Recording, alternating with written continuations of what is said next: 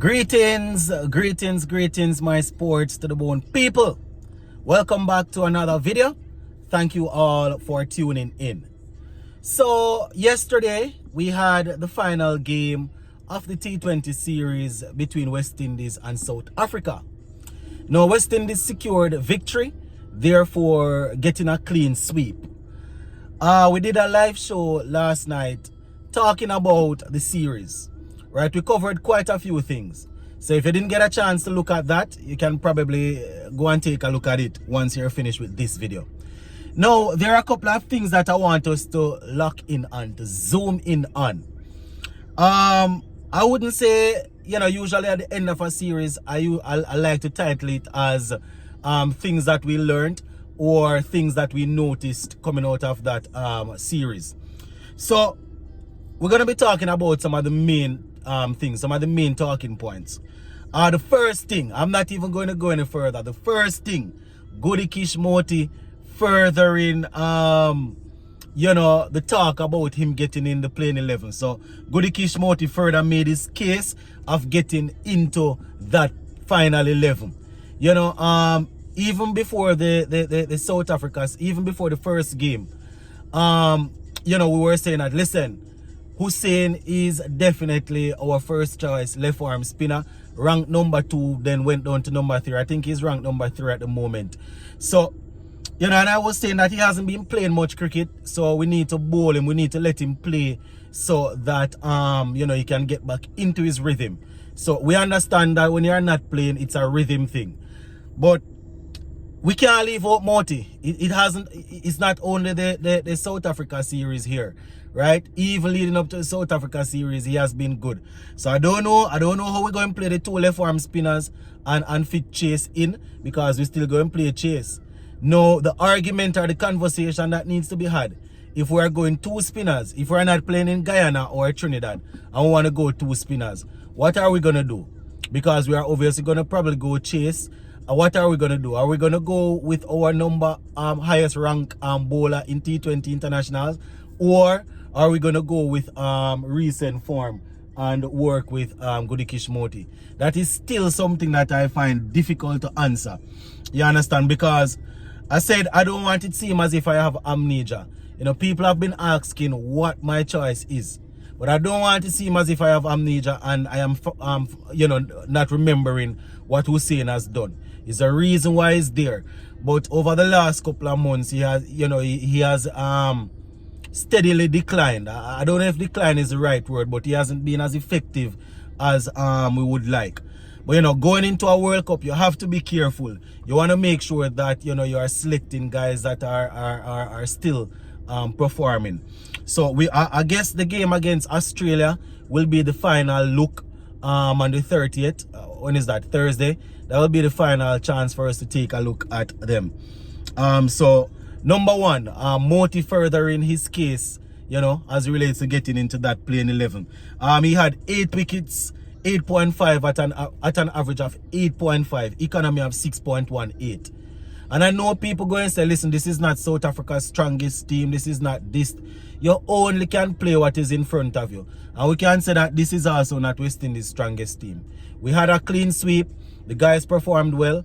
But if we're going to be honest, 7 players out there right now that would probably walk straight into the playing 11.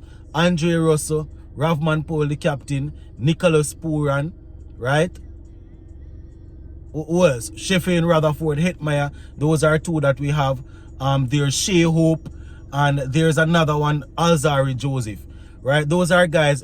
We might say that we're going to tweak it around to not include this, not include that, but that's 7 names. Those are 7 names right there, my viewers and subscribers, that probably could fit in. So we know that they didn't have Klassen, and they didn't have Rabad, and they didn't have David Miller and a couple more, but you can only play what is in front of you.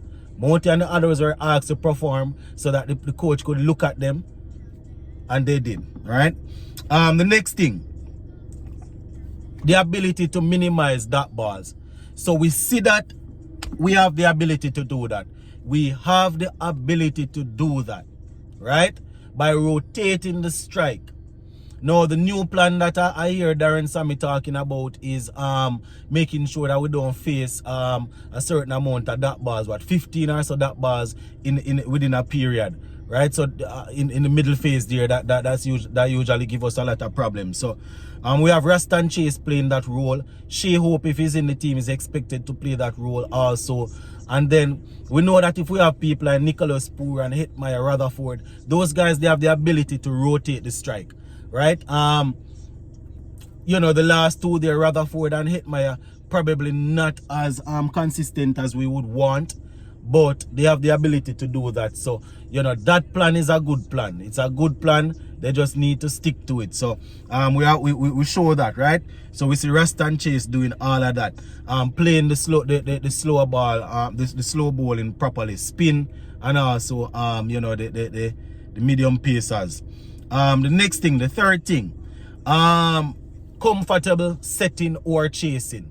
I am happy that throughout the series, we did know on the chase or we did know on the set, right? We were comfortable chasing or setting. So that is something that I am happy about. Comfortable chasing and setting. We paced the innings well when we were chasing, you understand, and same thing, paced it well when we were setting. You know, I know it's always going to be about how well we're able to start.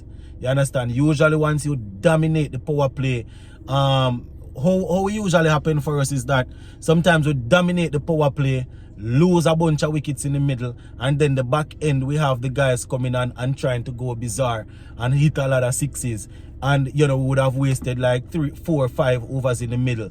So if we're able to capitalize on that, you understand? Now we have been saying this for years, so it's good to see they are trying that.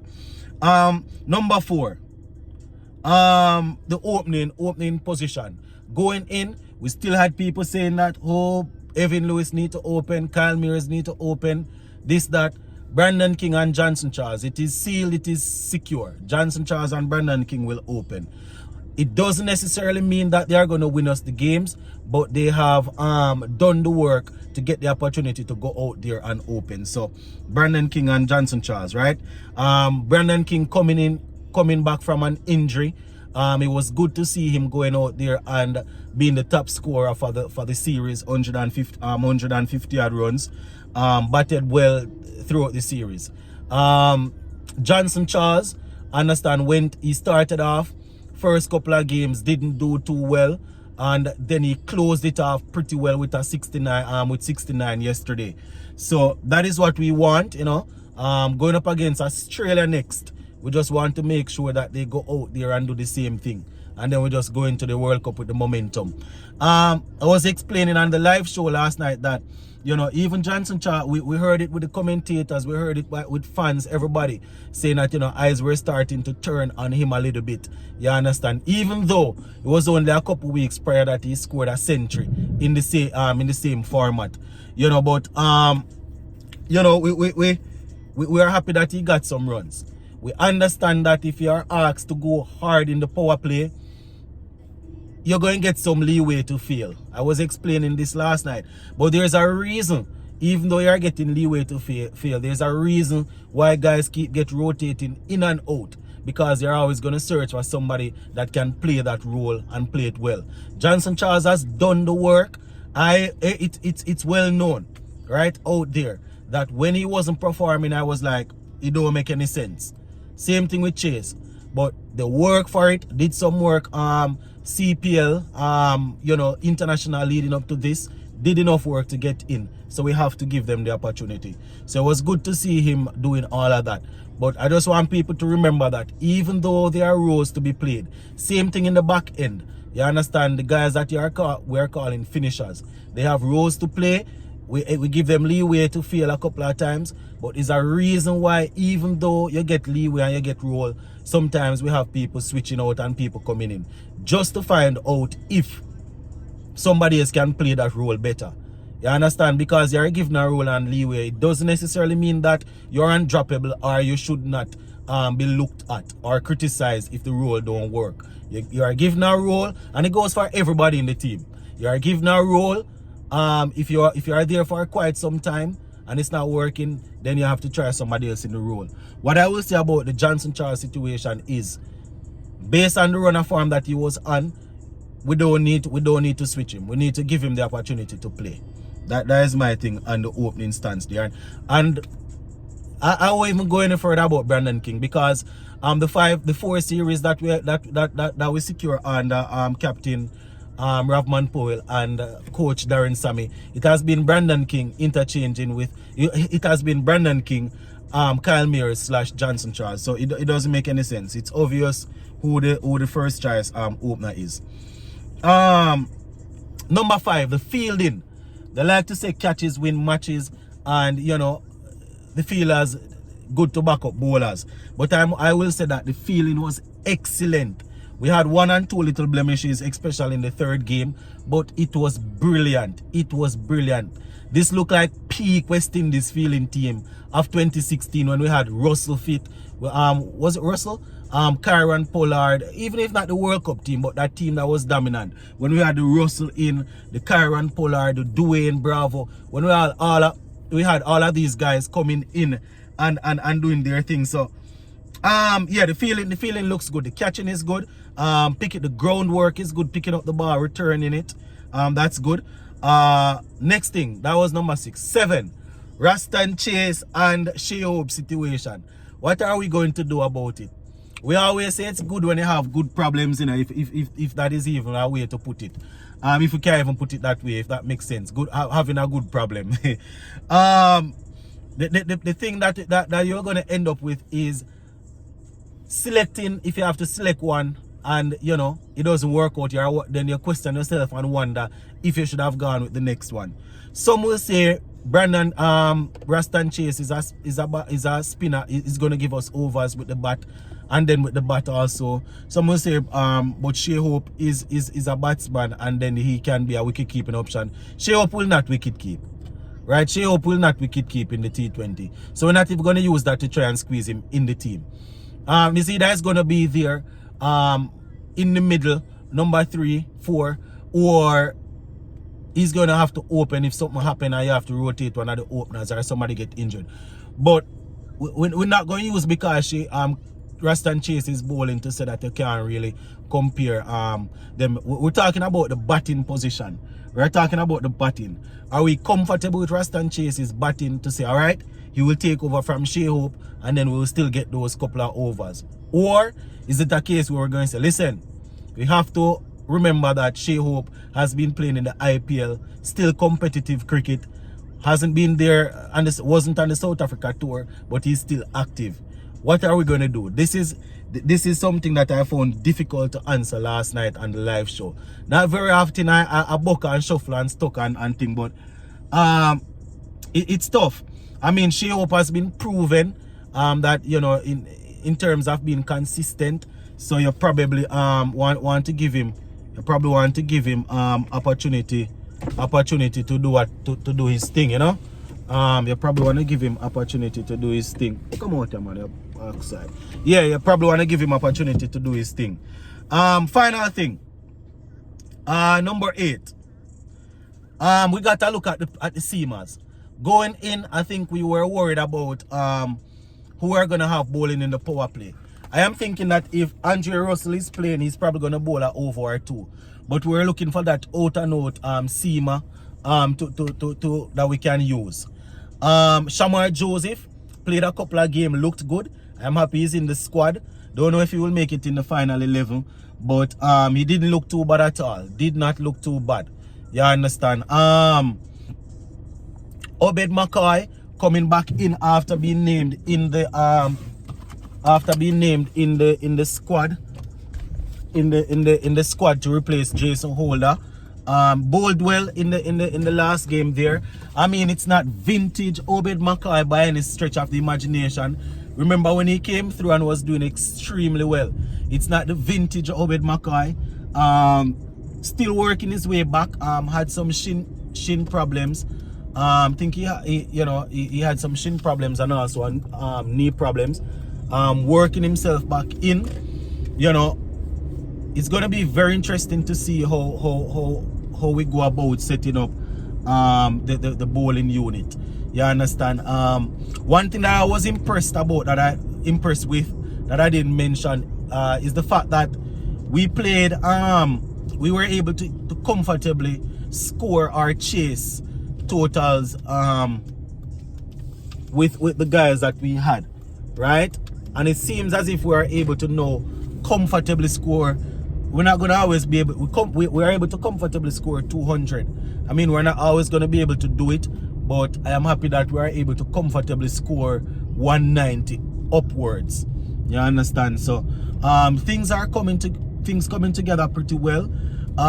Obviously we are not saying that it's done and all wrapped up in a bow. Anybody that watch cricket and understand wouldn't do that. You're going up against teams that will be coming to perform in the tournament just the same. You have teams that they going into a tournament, they don't look too good, and then during the tournament they just rise to the occasion. You understand? So we know there's a lot of things. The IPL players coming in back, they will have to settle in. Pitches will be different from what they were playing on over there in the IPL. So that is something that we have to be mindful of. You know, over there, that's why some people say that the IPL sort of boring now. It's really where bat is really the only thing that's working. Bowlers are not really, you know, allowed to do much with the pitches over there in the IPL. So it's going to be very interesting to see how the batsmen come back and how they perform in the Caribbean. So even though we are happy about how the team is looking, we have to bear in mind that our quote-unquote 7 superstars that will be coming in, they are going to have to adapt to the pitch. I mean, it's their home conditions, but they have been away at the IPL for 2 months. So, you know, they are going to have to readapt and we see how we go from there. But quite a few things, my viewers and subscribers, to talk about. Next time we go live again, we'll definitely touch on a few things. Plus, we saw Johnson Charles and a couple of others speaking after the final game yesterday. So, you know, I will probably take a look at what they had to say later on in our video. Big up on yourself.